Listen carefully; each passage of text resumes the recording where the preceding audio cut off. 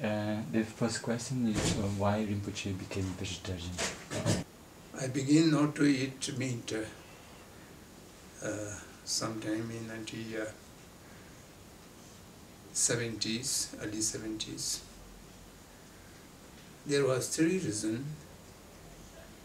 The first was the Buddha had given lot of teaching the demerits of eating meat in a Lankaravatar Sutra, Sadama Pundarik, and also some of the Avalokiteshvara Tantras. The meat eating is forbidden. And secondly,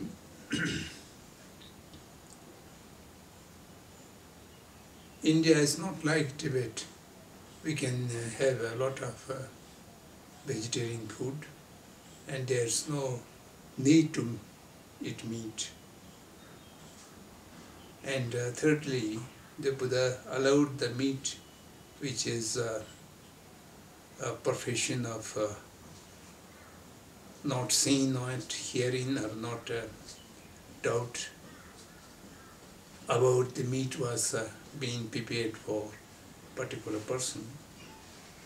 So that is very difficult to find in these days. The allowing of meat by Buddha was only those monks who are really dependent on taking alms from the people, not preparing any food by themselves, and every day goes to in different places, and the household people have already prepared a no-veg food, and which is offered to the monk. The food was not prepared for the particular monk, and then he is not advised or not allowed to refuse such an offering. So that is not the case today in India or Tibet, or most of the places where the Sarvasvadin or the Mahayana tradition alive. There's no tradition of going alms each day. So with these reasons, I thought better not to eat meat. But I have not taken any vow, particularly not take any meat, but I have given up. And the immediate reason was I have been associated with the Theosophical Society and the Krishnamurti Foundation. These organizations, all the members are vegetarian people. When I live with them, I have to be vegetarian. So that was immediate cause. And then I experienced that to be not eating meat has nothing interference to my health or to my daily routine, or there's no need which is felt the necessary of eating meat. So that's why I give up the meat. Which are the benefits of being vegetarian and the faults on eating meat?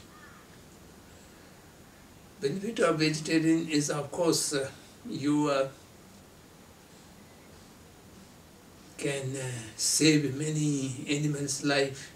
When you are not eating meat, the consumption of meat can be reduced, even if one person's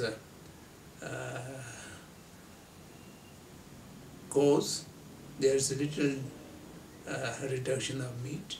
So to have a compassionate mind to the animal, and particularly to encourage many people to remain vegetarian, then I think to reduce the population of meat eaters by that proportion, you can save many animals' life.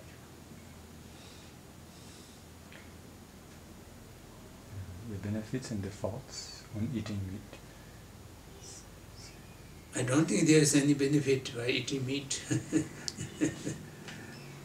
The fault is, of course, as I mentioned before, to eat meat which are prepared for particularly for a person, then the harming to the life of the animal is you are responsible for that. So therefore you are not able to abide by the shield, the basic shield of Buddha, not killing.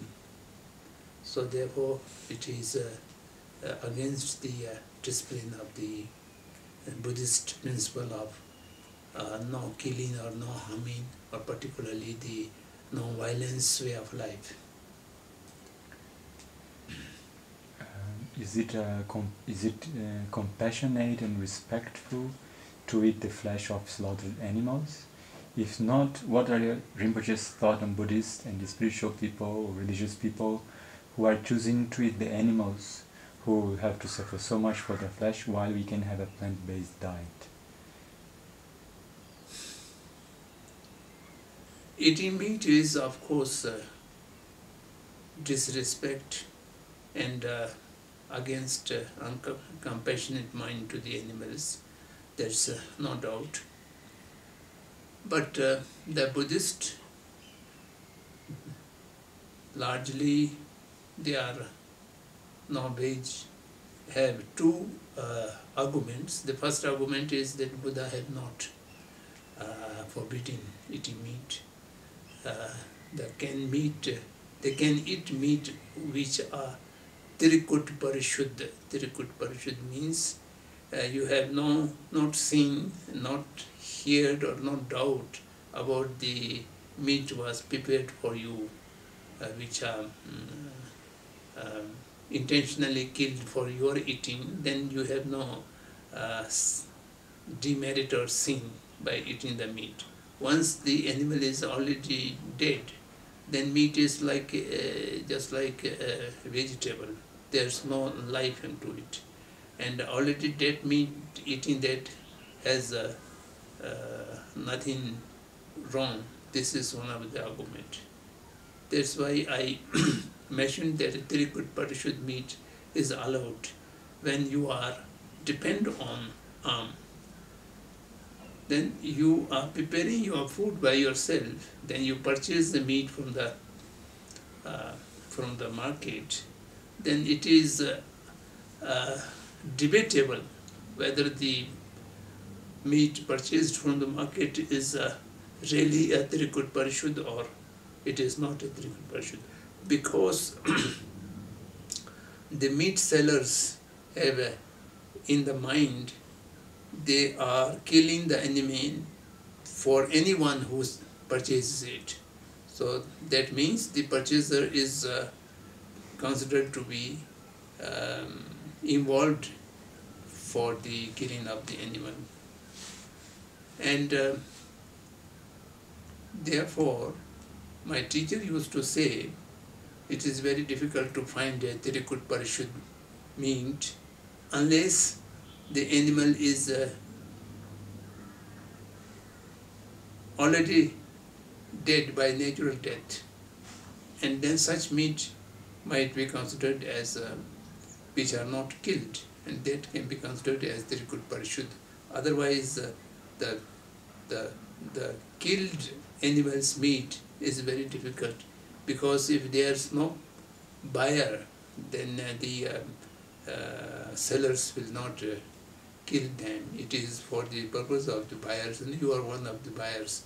So therefore, that's why it is very difficult. So these two arguments, the Buddha allowing, and then you are not a party to the killer, you are not cause of the killing the animal. These two arguments that people used to say, and I do not consider these arguments are very dependable and solid.